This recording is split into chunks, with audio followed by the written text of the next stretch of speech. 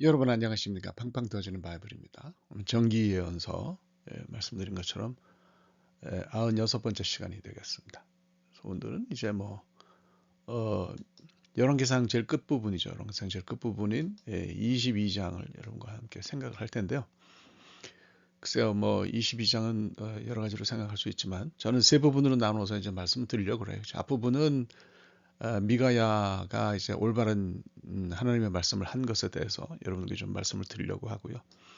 중간 부분은 이제 그 아합이 결국 그 세 번째 아람과의 전투에서 전사한 얘기를 좀 하겠고, 마지막은 이제 전체적으로 그때까지 여호사밧, 남왕국은 여호사밧, 북왕국은 아합까지 간단하게 그때까지 부분을 좀 정리한 거, 그걸 좀 이렇게 말씀드리고 그러면 될 것 같아요. 그래서 오늘은 이제 400명 거짓 선지자인지 뭐 하여튼 아사라 편의 선지자인지 바알 편의 선지자인지 하여튼 이 사람들하고 참 선지자로 알려져 있는 미가야 얘기를 오늘 여러분들과 함께 하려고 생각합니다. 요거는 뭐 늘 제가 넣어요. 그래서 뭐 묵상 가이드 필요하신 분 혹시 들으시는 분들 가운데서 신청들 많이 하시는데 보내주시면 뭐 묵상 가이드 보내달라 이렇게 간단하게 얘기하시면 제가 보내드리도록 그렇게 하겠습니다. 자, 그러면 얘기 속으로 좀 들어가 보죠. 열왕기상 22장 1절은 이렇게 시작합니다. 아람과 이스라엘 사이 전쟁이 없이 3년을 지냈더라. 자, 이 3년 어떻게 이해해야 될 거냐? 요 그림은 톨스토이가 쓴 전쟁과 평화 그 책 그림이에요. 그래서 이거는 그래픽 노블, 그러니까 이제 그림으로 사실 내용이 좀 딱딱하잖아요. 내용이 좀 힘들고 뭐 길고 그러니까 이해할 수 있도록 이렇게 또 만들어 놓고 유명한 작품이면 뭐 그렇게 될 수도 있고 전 뭐 어릴 때 만화가 고우영이 그린 삼국지라는 만화를 굉장히 즐겨봤어요. 어떻게 보면 그 책은 길고 뭐 다 답답한데 그 만화는 참 재밌었던 그런 기억이 나요. 그런 식으로 한 거죠. 어쨌거나 아람과 이스라엘 사이에 전쟁이 없어요. 전쟁이 없었어요.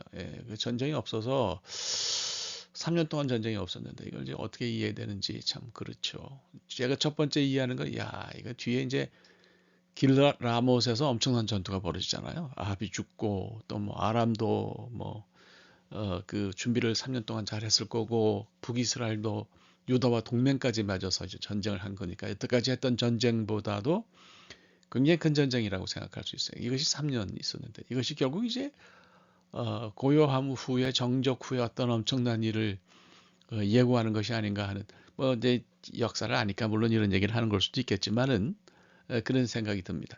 그래서 저는 이 부분을 읽으면서 요한계시록 8장 1절 떠올렸어요. 일곱째 인을 떼실 때 이는 우리가 요한계시록 다 읽어봐서 알지만 하나님 심판이잖아요. 심판 상징하잖아요. 그래서 일곱째 인을 떼실 때 하늘이 그 전에 반 시간쯤 미리 고요했다 그랬어요. 그러니까 그래서 고요한 것만이 좋은지 뭐 잘 모르겠네요. 어쨌든 그렇습니다. 자, 두 번째로 생각하는 것은 이건 어떤 분들의 해석인데요. 그 나보스 포도원 사건 때문에 하나님이 막 그 야단을 치시니까 그러니까 아합이 이제 베옷을 입고 회개하고 이제 겸비함을 하나님 앞에 보였거든요. 그래서 하나님이 이 시간을 3년 동안 이렇게 주셨는데 계속해서 좀 겸비함을 보이면 좋은데 아합이 참지를 못하고 이제 유다의 여호사밧까지 끌어들여 가지고 길라 라못을 뺏기 위한 전쟁을 하는 것을 볼 수가 있는데 이제 그렇게 한 거는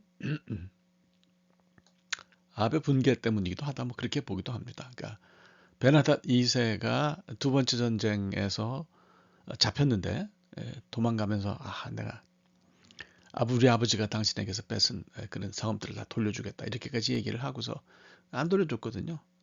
그러니까 악한 사람들의 말은 믿는 게 아니에요. 무슨 얘기를 하든지 사람을 참 믿기 어려워요. 뭐 좋은 사람들도 선한 사람들도 상황이 다른 말을 하게 만드는 경우도 있고요. 악한 사람들은 원래 뭐 이렇게 사람 속이고 거짓말하는 것을 뭐 밥 먹듯이 하죠. 그러니까 뭐 이렇게 해요. 근데 이제 아합은 머리가 좋잖아요. 이걸 핑계로 삼아가지고 길라라못이 굉장히 중요하거든요. 뒤에 가서 좀 설명하겠지만 이것을 이제 뺏으려고 한 것을 볼 수 있고 또 뭐 따지고 보면 아람 쪽에서도 국력을 기를 시간이 필요하지 않았나 뭐 이런 생각이 듭니다. 좌우지간 이렇게 해서 열왕기상 22장에서 세 번째 전쟁 북이스라엘이 아주 뭐 그 국력이 기울어지는 그런 전쟁, 아합이 죽는 전쟁을 이제 시작하게 되죠. 예, 전쟁을 우선 한번 여러분들과 함께 정리를 해보도록 그렇게 하겠습니다. 예, 전쟁을 정리를 하면 뭐 이렇게 세 번째였는데요. 우선 그 베나다시 얘기의 시리아죠. 다마스커스, 담메색이죠. 쳐들어왔어요. 예, 그래서 이제 사마리아를 쳐들어와서 여기를 중심으로 해서 전쟁이 벌어졌던 것이 첫 번째 전쟁이다. 이렇게 이제 말씀을 드릴 수 있을 것 같고 첫 번째 전쟁에서는 아람이 굉장히 국력이 강했어요. 사실 이제 재밌는 것은 이 첫 번째 전쟁 또 두 번째 전쟁 다 아람이 우세했는데 전쟁이 하나님께 달려 있잖아요. 그래서 이스라엘이 승리했던 그런 전쟁인 것을 우리가 볼 수 있죠. 그래서 열왕기상 20장 1절에서 21절에 이 전쟁이 기록이 되어 있고 아시다시피 아합이 승리를 했습니다. 자, 두 번째 전쟁은 이제 아벡에서 주로 여기 아벡에서 주로 이제 전투가 이루어졌는데요. 예, 그러니까 그 사마리아와 아벡을 놓고 그냥 여러분들이 그 에, 갈릴리가 어디든지 그걸 빼놓고 보면 이상하네. 뭐 여기 뭐 이스라엘 평야가 여기 있고 아벡이 여기 있고 뭐 이렇게 생각하실 수 있는데 그러니까 실제로 이제 이 전쟁의 의미는 그 아벡에 진쳤다라고 하는 것은 시리아가 쳐들어올 때 이 북이스라엘 왕국 안으로 본격적으로 들어오기 전에 경계선에서 만나가지고 한판 전쟁을 하겠다 뭐 이런 의도가 있었던 거거든요.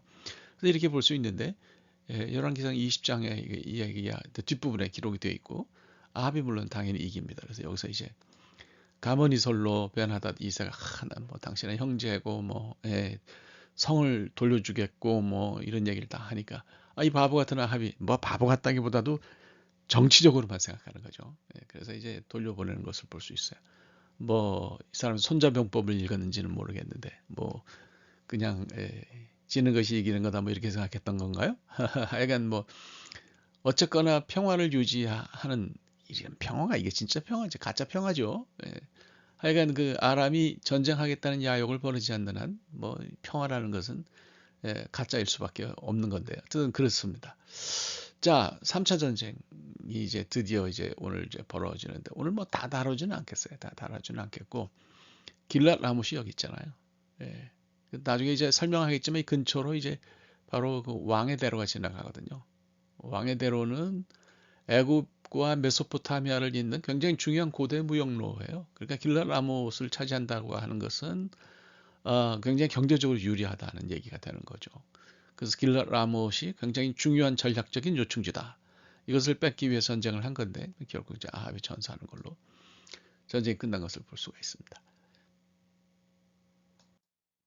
자, 이제 말씀드린 것처럼 좀 설명을 드릴게요. 요게 이제 요 길이 바로 그 왕의 대로예요. 밑으로 살펴보면 여기서 시작해서 이렇게 해가지고 이렇게 메소포타미아까지 가죠. 물론 거꾸로 이렇게 또 내려오고 그러니까 고대의 그 중동에 강력한 세력이 북방 세력이 있죠. 메소포타미아 세력이 남쪽 세력이 애굽이죠. 그래서 뭐 그 애굽이 강할 때는 애굽이 파워를 이제 다 위로 벌려가지고 여기까지 다 이렇게 먹었고요. 그러나 이제 반대로 그 메소포타미아 북방 세력이 강력했을 때는 뭐 여기를 이제 남쪽까지 다 이렇게 먹었던 것을 볼 수 있어요. 그러니까 이제 문제는 어디 있냐면 문제는 사실 이제 그 중간에 낀 그 가나안이었어요. 그러니까 남쪽에서 위로 밀고 올라갈 때도 당하는 거고요. 북쪽에서 밀고 내려올 때도 당하는 거고요. 그런 걸 이제 볼 수 있죠. 그래서 우리가 성경을 읽으면서 항상 요 가나안에게만 이 작은 땅에만 관심을 기울이시면 안 됩니다. 그래서 하나님은 그 뭐라고 할까? 애굽도 그죠? 애굽도 사용하시고요. 메소포타미아도 사용하셨어요. 그래서 우리가 성경을 볼 때는 어떻게 봐야 되냐면 이 지역 전체를 다 봐야 됩니다. 그래서 이것이 다 하나님의 고대 가장 그 문명이 발달했고 힘이 센 곳이 바로 이 고대 중동 아니었어요? 그러니까 이것을 하나님이 다 사용하셨다 이렇게 볼 수가 있는 거죠. 오늘날은 또 오늘날대로 하나님이 강력한 힘을 가진 나라를 사용하신다. 저는 뭐 이렇게 생각하는데. 자, 어쨌든 여기 보시면 아시겠지만 길랏 라못이 여기 있잖아요. 그러니까 이거 탐낼 수밖에 없는 거죠. 북왕국과 아람이 서로 탐낼 수밖에 없고 이곳을 차지할 때에 무역로에서 얻는 이득도 이득이거니와 이제 쉽게 물건들을 서로 왕래할 수 있으니까 그 교역에 있어서 상당한 이점을 차지하는 거죠. 그래서 이렇게 우리가 이것을 보시면 굉장히 좋겠다. 뭐 이런 생각이 드네요.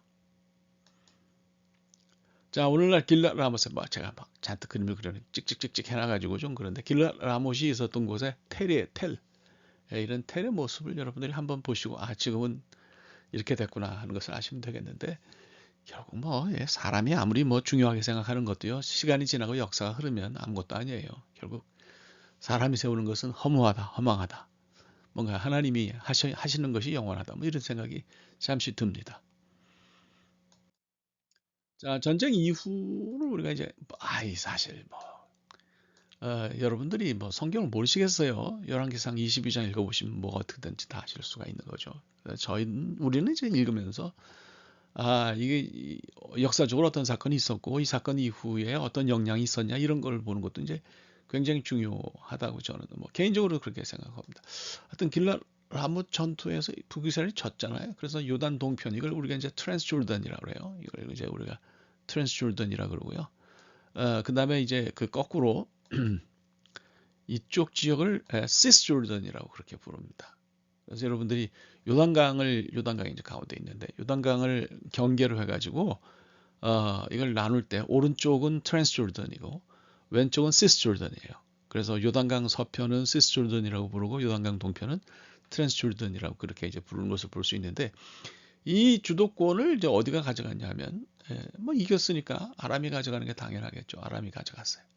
그래서 이제 그 북이스라엘의 국력 저하가 일어나죠. 아람을 뺏기니까. 그렇게 되는 거예요. 그래서 이제 여기가 이제 길라 라못인데, 요것을 이제 뺏기잖아요. 나블루스는 오늘날 세겜, 오늘날의 이름이죠. 세겜의 오늘날 이름이고, 여기가 이제 사마리아라고 생각하시면 될 것 같아요. 뭐 그래서 여기가 이제 이스라엘 평야가 쭉 있다고 보시면 되고, 이것이 이제 북왕국이고, 아람은 이제 시리아가 여기 있죠. 그래서 이제 이 길랏 라못을 가운데 두고 길랏 라못이 여기 있으니까 길랏 라못으로 전쟁을 벌였는데 이것이 이제 아람에게 넘어갔기 때문에 이쪽 요단강 동편의 주도권이 아시다시피 아람이 가져갔다 이렇게 생각하시면 되겠어요. 그래서 이것이 이제 국력저하를 불렀고요. 이게 말하자면 쓰나미처럼 여기저기 치고 다니면서 이제 후에 다른 일들을 가져오는 거죠 역사 속에. 그래서 요단 동편 국가들의 이반을 불러왔다. 이렇게 볼 수 있어요. 제일 큰 게 이제 열왕기하 1장이 언급하고 있는 모압의 배반이에요. 암몬, 모압, 그다음에 밑에 이제 에돔. 제가 지난 시간에 아멘 뭐 이렇게 해서 말씀을 드렸어요. 그래서 모압이 이거 북이스라엘이 힘이 없어졌네 해가지고 그 북이스라엘 배반하는 걸 시작하죠. 그래서 페니키아도 그렇고 길랏 라못도 그렇고 그러니까 이제 아합이 뭐 정치는 좀 했던 것 같아요. 그래서 이런 걸 이루면서 예후 왕조가 오므리 왕조를 무너뜨리고 일어서지만 그때부터 북이스라엘의 국력은 급전직하였다. 많이 약해졌다. 이렇게 우리가 생각을 하면 될 수 있을 것 같습니다. 자, 이제 여러분들이 이제 굉장히 관심을 가지신 것이 아합 가문하고 여호사밧 가문의 어떤 여호사밧 가문의 혼인 관계예요. 사돈 관계죠. 두 사람. 이 아합과 이 여호사밧 가운데 이런 관계가 있었어요. 그래서 참 이게 이해하기 힘든 그런 관계죠. 뭐 여러 가지로 이야기하시는 분들이 많아요. 여호사밧이 사람 좋다 보니까 물러 터져서 그렇다. 뭐 이렇게 보시는 분도 있어요. 물러 터져가지고 뭐 뭐라고 얘기하면은 그냥 그걸 거절 못하는. 그래서 그냥 항상 그 yes라고만 하는 것도 좀 문제가 있는 것 같네요. 그죠? 때로는 분명하게 no라고 할 수 있어야 되겠다. 뭐 이런 생각이 듭니다. 또 어떤 사람들이 해석하기를 우리가 열왕기상 15장을 읽어보면요. 아버지 아사가 그건 바사 때인데요. 바사가 이제 쳐들어오니까 아사가 아람과 연합해가지고 북이스라엘을 대항했던 적이 있어요. 그래서 이것이 미안해서 역시 이것도 사람이 좋아서 그런 건가요? 뭐 하여튼 그렇습니다. 그래서 이런 그 위험한 관계에 대해서 저는 늘 생각하는 것이 위험한 관계는 이거는 맺지 않는 것이 좋겠다. 결국 여호사밧이 굉장히 어려운 형편에 많이 놓이잖아요. 악한 사람인 아합과 관계를 가졌기 때문에. 그래서 아예 제가 뭐 권하는 것은 그 사람들을 교화시킨다. 그 사람들을 바꾼다. 그래서 그게 가능할지는 현실적으로 practically 그게 가능할지는 잘 모르겠는데 뭐 하여간에 그런 목적이 아니라면 그런 이유 그나마 하게 작은 이유죠. 사실은 뭐 전체적인 큰 이유로 내세우는 건 굉장히 어려워요. 잘 믿는 신앙 좋은 그 여자분들이 안 믿는 남자들이랑 결혼해가지고 고생해서 20, 30년 지난 다음에 남편을 이제 전도하는 거 이제 그런 거 가끔 보는데 그래서 그게 그분들 개인에게는 괜찮은 일인데 전체적으로 봐도 이게 뭐 제가 생각할 때는 소 잡는 칼로 닭 잡은 거 아닌가 뭐 이런 생각도 좀 들고 그래요. 이거는 제 개인적인 생각입니다. 여러분 달리 생각하실 수도 있죠.